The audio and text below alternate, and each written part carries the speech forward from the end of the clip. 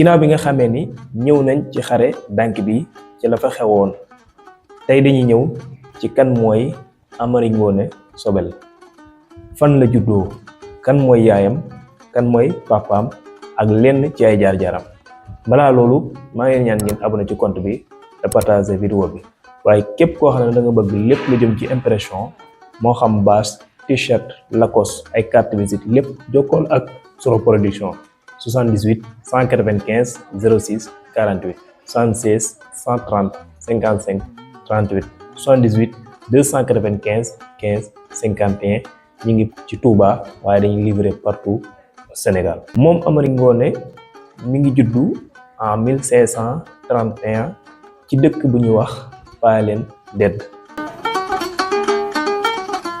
baayam mi ngi tudd Déthié Foundiougu Fall ci liñ xam ci Kajoor moom mooy ki nga xam ne moo soqi xeetu ñi sant Fall. yaayam tudd Ngoone Sobel Njaay moom ab lingeeru Bawol Bawol la woon.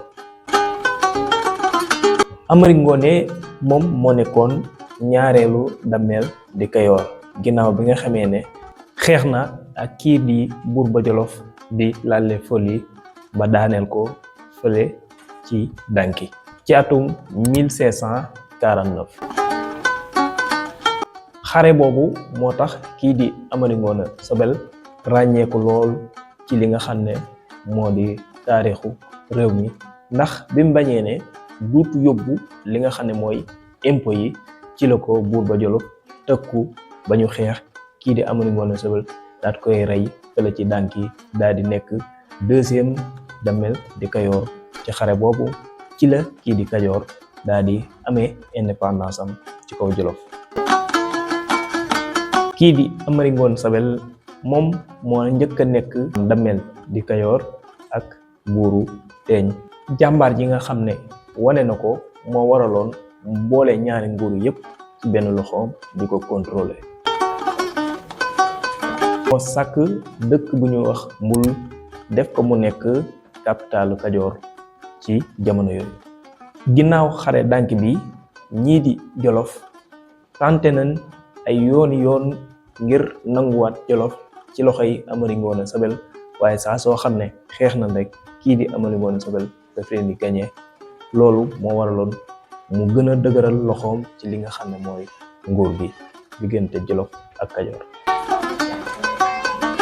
Amari Ngoone Sobel nguuru na ci lu toll ci 44 ans 1549 ba 1593 loolu lépp mu téye nguur gi ci loxoom. ci jamono yooyu mu téye nguur gi yépp daf doon xeex ngir aar li nga xam ne moo di aw askanam.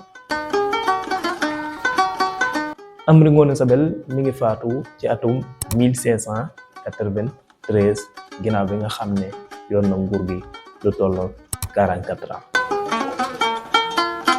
ndax Amari Ngoone Sobel dañ koo rey déedéet Amari Ngoone Sobel dafa faatu naturellement maanaam dafa màggat ba xëy daal di faatu. bi nga xamee ne faatu na kii ñuy wax Masamba Tako Fall di doomam moom moo ko wuutu nekk troisième dammel di Kayoor. bu dee vidéo bi neex na la maa ngi lay ñaan nga abonné. boo ci gisee lu jar jubbanti maa ngi lay ñaan nga bind ko ci commentaire yi.